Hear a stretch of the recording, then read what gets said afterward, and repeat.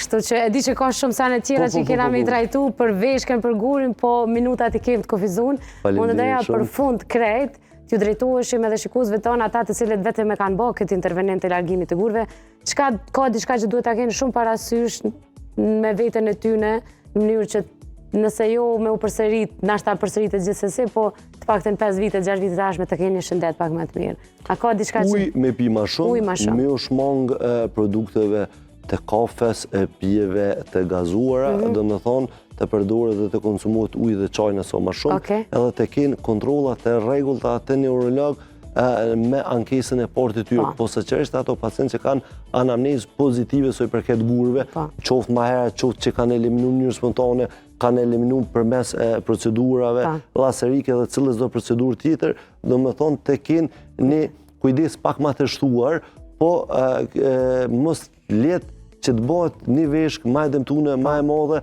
edhe masanina me fillu procedurës, kurse ka shëqër, fatbarësisht, raste ma të vogla, sepse ka orë pacienti që veshka thuja i ka shu komplet, edhe pse ka shu e veshk, shak se ka posi guri.